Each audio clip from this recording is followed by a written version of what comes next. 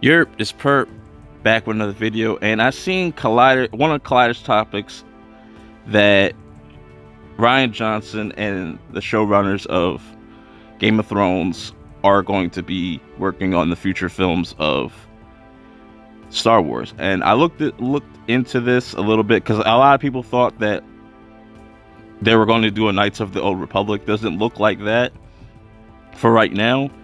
They might still do that, but this is the future.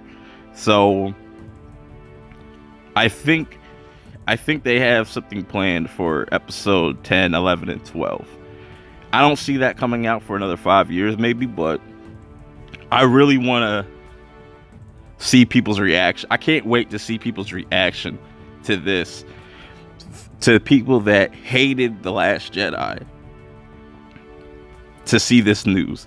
Because to me, The Last Jedi was a phenomenal Star Wars movie. It was a good movie overall. It had issues, like most movies do, but overall, I think it did something different for the franchise. It didn't just give you a generic Star Wars movie. It had a lot of layers to it. But I see a lot of people about to fucking backtrack, about saying Star Wars is dead. This is the end of Star Wars. Are y'all really gonna sit there and say that now? That they got the dudes from Game of Thrones, the show that everybody and their mother loves. I find it funny. They get the director of the most hated Star Wars movie out of the whole franchise, and they get the showrunners from the most popular show of all most popular show right now. I think that's pretty funny. And I'm kind of mixed between the two because I don't really like Game of Thrones like that, to be honest. I don't hate it. I just don't like it like that, like everybody else does. But this is really interesting. I just wonder if a lot of people are going to backtrack on what they've been saying about The Last Jedi. I really wonder if people are going to still say that Star Wars is dead after this announcement. I wonder. I want to get people's thoughts. I want to know people's thoughts on this. I'm definitely going to be looking forward to a lot of people's videos and people that talk about this. Because Rian Johnson gets a lot of hate for a movie that he just felt like was best for the franchise, and it was best for the franchise. It had to do something different, because I guarantee you, if they had J.J. Abrams doing this whole entire trilogy, we'd get nothing but a remastered version of the original trilogy. That's all we would get.